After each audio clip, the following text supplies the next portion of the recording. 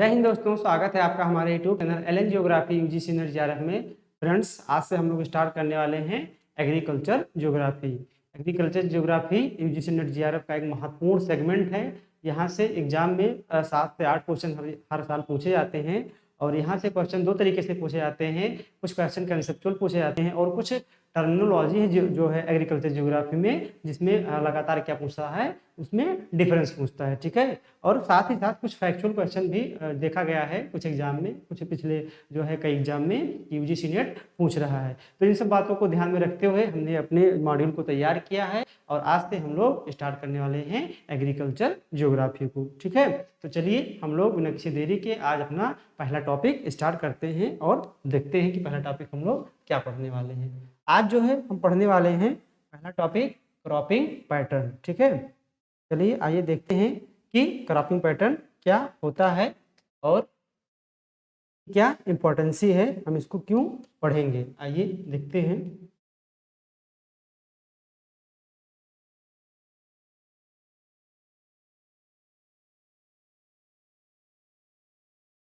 Cropping pattern यानी फसल प्रतिरूप। ये क्रॉपिंग पैटर्न क्या होता है, इसको जानने से पहले हम लोग दो शब्दों में जान लेते हैं। ठीक है, कि एग्रीकल्चर ज्योग्राफी यानी कृषि भूगोल क्या होता है। तो कृषि भूगोल की जो डिफिनीशन है एग्रीकल्चर ज्योग्राफी की, वो डिफरेंट जो है स्कॉलर के द्वारा, विद्वानों के द्वारा डिफरेंट दी गई है। लेकिन अगर इसको एक लेमैन लैंग्वेज में कहा जाए कि एग्रीकल्चर ज्योग्राफी यानी कृषि भूगोल या क्या है, तो हम कह सकते हैं कि कृषि भूगोल में क्या करते हैं कि कृषि से संबंधित जो टाइम और जो स्पेस के रेफरेंस में चेंज आता है, यानी कहीं पर किसी प्रकार की कृषि की जाती है, कहीं पर गेहूं की फसलें उगाई जाती हैं, तो कहीं पर चावल की फसलें उगाई जाती हैं, कहीं पर मक्के की फसलें उगाई जाती हैं।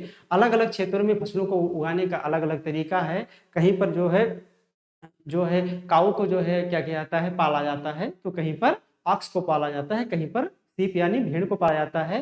तो एक तरीके से देखा जाता है कि जो एग्रीकल्चर में जितने सेगमेंट आते हैं, तो उस सेगमेंट का क्या करते हैं हम लोग, टेम्पोरल एंड स्पेशियल क्या करते हैं, एनालिसिस करते हैं। उसी को बोलते हैं एग्रीकल्चर ज्योग्राफी। एग्रीकल्चर ये एग्रीकल्चर ज्योग्राफी को एक लेमैन लैंग्वेज में हम बोल सकते हैं। अब इसमें जो शब्द लगा हुआ है एग्रीकल्चर, तो एग्रीकल्चर क्या, तो एग्रीकल्चर बेसिकली क्या है कि एग्रीकल्चर में हम क्या करते हैं कि कृषि यानी कृषि क्या है, तो सामान्य भाषा में अगर इसको देखा जाए तो कृषि क्या है, यानी खेतों को जो है जोत कर, यानी जो आपके पास फील्ड है उसको क्या कीजिए, उसको जोत कर उसमें जो फसलें उगाते हैं, साथ ही साथ जो पशुपालन करते हैं, इन्हीं दोनों के कॉम्बिनेशन को क्या बोला जाता है, एग्रीकल्चर बोला जाता है। एग्रीकल्चर में केवल हम लोग जो है जो विभिन्न प्रकार फसलें उगाते हैं उसी को नहीं सम्मिलित करते हैं। जब तक इसमें आप पशुपालन यानी जो लाइव स्टॉक होता है उसको सम्मिलित नहीं करेंगे, मवेशियों के पालन को सम्मिलित नहीं करेंगे, तब तक उसे हम कृषि नहीं बोलेंगे। इसलिए कृषि में दोनों चीज़ों को सम्मिलित करना है। जो भी डिफरेंट आप क्या उगाते हैं, क्रॉप्स उगाते हैं, साथ ही साथ क्या करते हैं, लाइव स्टॉक यानी पशुपालन का कार्य करते हैं। तो ये रहा आपका एग्रीकल्चर का डिफिनीशन, यानी नॉर्मल लैंग्वेज में आप लोग समझते रहिए। आज हम लोग बात करते हैं क्रॉपिंग पैटर्न की, यानी फसल प्रतिरूप क्या होता है। ठीक है, यानी फसल प्रतिरूप क्या होता है। तो फसल प्रतिरूप क्या होता है, तुमको अगर देखा जाए तो एक एग्रीकल्चर ईयर में, यानी एक कृषि वर्ष में, एक कृषि वर्ष का मतलब ये हुआ कि जैसे एक नॉर्मल वर्ष होता है वैसे एक कृषि वर्ष भी होता है। यानी एक साल में एग्रीकल्चर की जैसे स्टार्टिंग होती है और लास्ट में एंडिंग होती है, उस पूरे ईयर को क्या कहते हैं, एग्रीकल्चर ईयर कहते हैं। जैसे अगर जो हिंदू मेथोलॉजी में देखा जाता है तो उनका जो कैलेंडर स्टार्ट होता है वो कहाँ से स्टार्ट होता है, मार्च से स्टार्ट होता है। ठीक है, तो ऐसे सभी का क्या होता है, एक ईयर होता है। उसी प्रकार से एग्रीकल्चर का भी एक ईयर होता है, यानी एक कृषि वर्ष में जो आपके पास एरिया है, ठीक है, यानी एक एग्रीकल्चर क्या करना है कि विभिन्न फसलों के मध्य, यानी 1 2 3 यानी 4 फसल आप उगा रहे हैं, तो एक वर्ष अंतर्गत विभिन्न फसलों के मध्य कितना कितना एरिया है, ठीक है, क्या है, कितना कितना एरिया है, उसी को क्या बोलते हैं, उसी को बोलते हैं आपका क्रॉपिंग पैटर्न या फसल प्रतिरूप। यानी एक साल में जो भी आपके पास फील्ड है उस फील्ड में कितने कितने परसेंटेज एरिया पे, ठीक है, क्या कर रहे हैं आप, फसलों को उगा रहे हैं। ठीक है, मान लीजिए आपके पास ये एग्रीकल्चर फील्ड है, एग्रीकल्चर फील्ड मान लीजिए हम मान लेते हैं कि आपके पास 100 हेक्टेयर है। ठीक है, कितना है, 100 हेक्टेयर है। अब 100 हेक्टेयर क्या किया कि 30 हेक्टेयर पे राइस की खेती कर रहे हैं, हेक्टेयर पे क्या उगा रहे हैं, राइस उगा रहे हैं।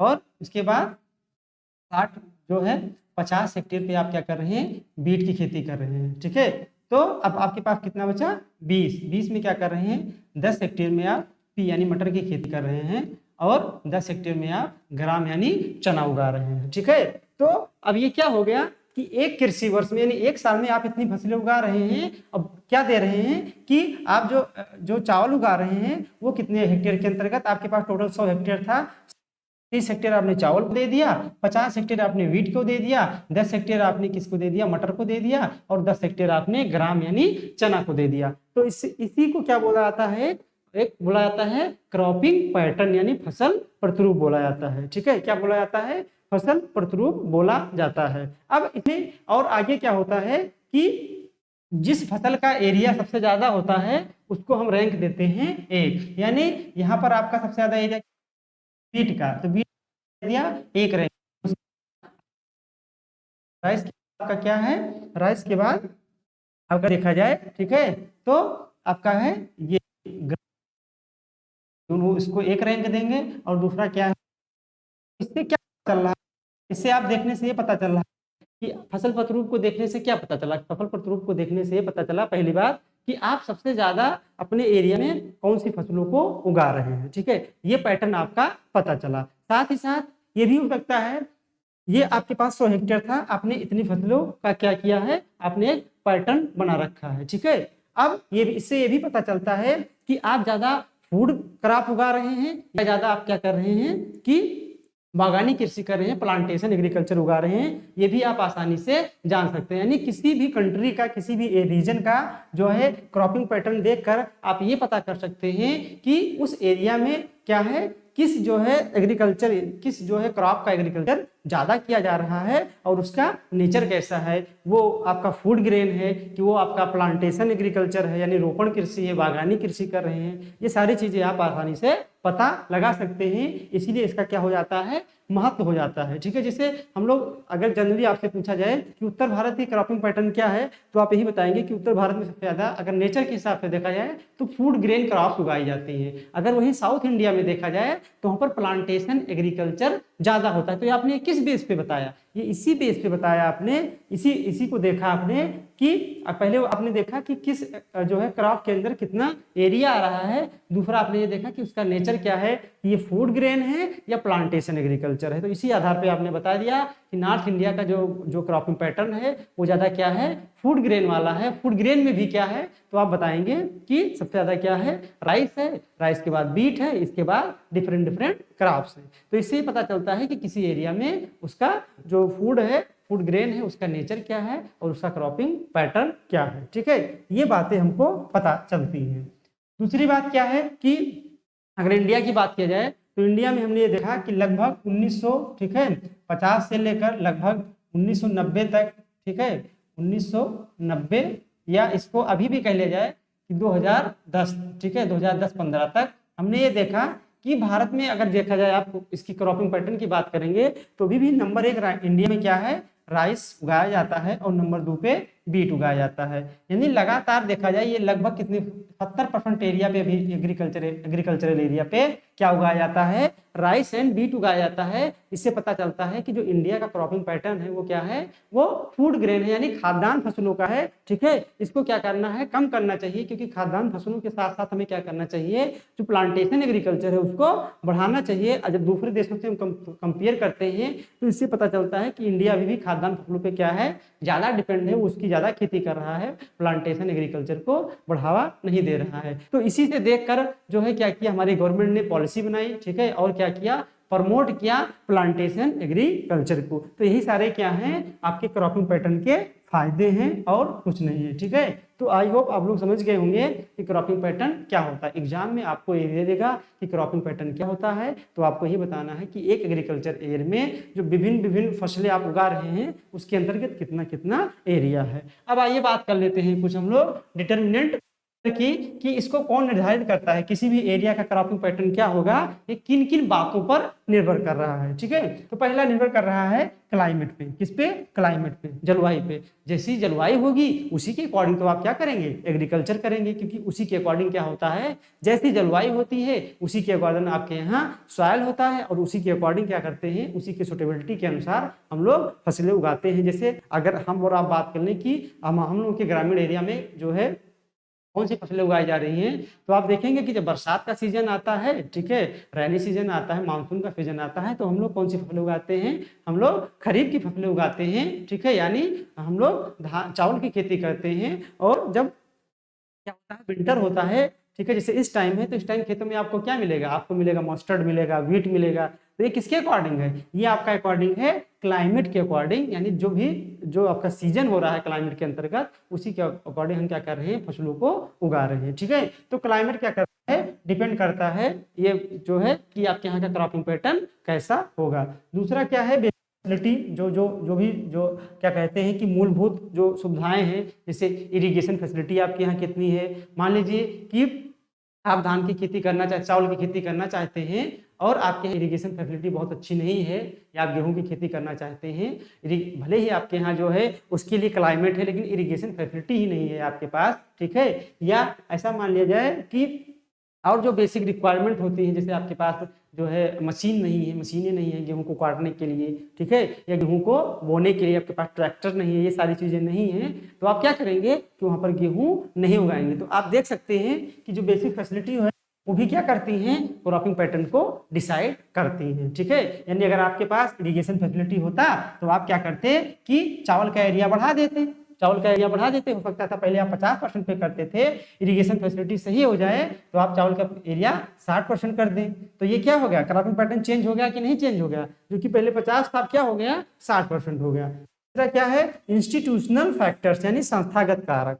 संस्थागत कारक में जैसे आता है आपका सबसे प्रमुख है बैंकिंग। ठीक है, क्या होता है, बैंकिंग, यानी जब किसान क्या, फार्मर क्या करता है, फार्मर को जिस जो है सीजन के अकॉर्डिंग फसलों को उगाना होता है, तो कभी कभी क्या होता है कि उसको बैंक से लोन नहीं मिल पाता है, और उसके पास इतनी पूंजी नहीं है कि खुद से पूंजी लगाकर फसलों को उगा सके। तो अगर ये बैंक आपको लोन नहीं देता है, ठीक है, तो क्या हो जाएगा कि आप उस फसल को नहीं उगा पाएंगे, यानी आपके यहाँ का क्रॉपिंग पैटर्न प्रभावित हो गया। ठीक है, ये पॉइंट हो गया। अगला है गवर्नमेंट पॉलिसी। क्या है, पॉलिसी। तो गवर्नमेंट पॉलिसी में क्या है कि सरकार की नीतियों के अकॉर्डिंग भी क्या होता है, क्रॉपिंग पैटर्न चेंज होता है। जैसे आप अपने घर पे जो है, जहाँ के भी आप जो है निवासी हैं, अगर आप लोग रूरल एरिया से बिलोंग करते हैं, तो आप वहाँ पर अपने घर वालों से पता कर सकते हैं कि जैसे प्रेजेंट टाइम में अगर आपके यहाँ शुगर केन हो रहा हो, ठीक है, तो शुगर केन हो रहा हो, जैसे आपके यहाँ मान लीजिए 5 बीघे या 5 एकड़ जमीन है, ठीक है, 5 हेक्टेयर है, 5 हेक्टेयर जमीन है, तो 5 हेक्टेयर फील्ड है आपके पास। तो आप अगर देखेंगे कि आज के 10 साल पहले हो सकता हो कि आपके यहाँ जो शुगर केन की खेती होती हो, गन्ने की खेती होती हो, वो केवल 2 हेक्टेयर पे होती हो, लेकिन सरकार की पॉलिसी चेंज हुई, लगातार चेंज होती गई। ठीक है, उसके दाम को बढ़ाया गया, उसकी प्राइस को हाई किया गया। या आप ये सब पता कर सकते हैं कि जैसे एमएसपी जो लागू करती है सरकार, 2 तरीके की लागू करती है। एक जो आपके खाद्यान्न फसलें होती हैं, लगभग 24 क्रॉप्स है, उस पर क्या करती है, एमएसपी मिनिमम सपोर्ट प्राइस, यानी उस पर क्या करती है, पहले से आप जो है क्या करेंगे कि क्रॉप को लगाने से पहले ही सरकार क्या करती है, प्राइस जो है डिटरमाइन कर देती है, और कहती है कि अगर आपका क्रॉप कोई नहीं लेगा तो इतने मूल्य पे हम अवश्य लेंगे। तो उसके अकॉर्डिंग आप क्या करते हैं, प्रमोट होते हैं, प्रोत्साहित होते हैं कि ठीक है, अगर कोई इसको नहीं खरीदेगा तो सरकार खरीदने के लिए तैयार है। तो इससे क्या होता है कि अब आप देखेंगे कि आप पहले 5 हेक्टेयर में 1 हेक्टेयर की शुगर केन खेती कर रहे थे, शुगर केन पे जो है एमएसपी नहीं लगता है, गन्ने पे एफआरपी लगता है, फेयर एंड रेम्युनरेटिव प्राइस, जो कि कौन तय करता है, सेंट्रल गवर्नमेंट में। ठीक है, एक होता है इकोनॉमिक आर्थिक मंत्रिमंडलीय समिति होती है, ठीक है, इकोनॉमिक कैबिनेट जो है मिनिस्ट्री होती है, कमेटी होती है, वो तय करती है एफआरपी। तो एफआरपी पहले बहुत कम था, आज एफआरपी बहुत ज्यादा है। तो हो सकता है आज आप क्या कर रहे हो कि जो 1-2 एकड़ पे कर रहे थे, अब आज आप 4 हेक्टेयर पे क्या कर रहे हो, खेती कर रहे हो, एरिया बढ़ा दिया। किसके कारण, क्योंकि पहले एफआरपी क्या थी, बहुत ही कम थी और आज क्या है, जो फेयर एंड रेम्यूनरेटिव प्राइस है वो ज्यादा है। यानी जो शुगर केन होता है उसमें एमएसपी नहीं लगता है बल्कि उस पे एफआरपी लगता है, ये भी आप वो लोग जानते रहिए। ठीक है, तो आपने कैसे देखा कि गवर्नमेंट की जो पॉलिसी है, पॉलिसी की अकॉर्डिंग भी आपका क्रॉपिंग पैटर्न चेंज हो रहा है। यानी आपको ध्यान क्या रखना है एग्जाम पॉइंट ऑफ व्यू से, क्रॉपिंग पैटर्न होता क्या है। ठीक है, आपसे जनरली पूछ लिया कि नॉर्थ इंडिया का क्रॉपिंग पैटर्न, या अब आपसे पूछ लिया कि यूएसए का क्रॉपिंग पैटर्न क्या है, तो आप लोग अगर वहाँ की एग्रीकल्चर के बारे में हम लोग आगे पढ़ेंगे तो आप आराम से बता सकते हैं कि किसका एग्रीकल्चर वहाँ पर किस क्रॉप का ज्यादा होता होगा। या इंडिया के बारे में पूछ ले तो भी आप बता सकते हैं कि अभी क्या है, अभी इंडिया का जो जगह नेचर पूछ रहा है कि प्रकृति क्या है, तो ये क्या है, यहाँ पर फूड ग्रेन की एग्रीकल्चर ज्यादा हो रहा है, जिसमें अगर क्रॉप की बात कर दे तो पहले नंबर पे राइस है, दूसरे नंबर पे बीट। इससे आप किसी भी प्रदेश का पता कर सकते हैं, किसी भी स्टेट का, किसी भी राज्य, किसी भी जो पूरे का पूरे नेशन का भी क्रॉपिंग पैटर्न पता कर सकते हैं। और ये आपको फैक्टर याद रखना है, ये भी एग्जाम में आपको दिया जा सकता है 5 फैक्टर देकर कि क्या ये प्रभावित करता है या नहीं करता है। ठीक है, तो आई होप आप लोग को ये जो है टॉपिक अच्छे से समझ में आया होगा। आप लोग कमेंट करके बताइए कि आपको ये टॉपिक कैसा लगा। ठीक है, कोई प्रॉब्लम हो तो आप जरूर बताइए, और कोई आपका सुझाव हो तो आप मुझे क्या कर सकते हैं, व्हाट्सअप कर सकते हैं, मेल कर सकते हैं। कोई आपकी क्वेरी हो तो आप आसानी से पूछ सकते हैं। और एल पटेल एलन ज्योग्राफी के नाम से आपको जो वो मिला हुआ है टेलीग्राम चैनल, उसको आप लोग जरूर ज्वाइन कीजिए। जब आप लोग 100 लोग हो जाएंगे तो आपको पीडीएफ मिलना यहाँ पे स्टार्ट हो जाएगा। ठीक है, मिलते हैं नेक्स्ट वीडियो के साथ। All the best.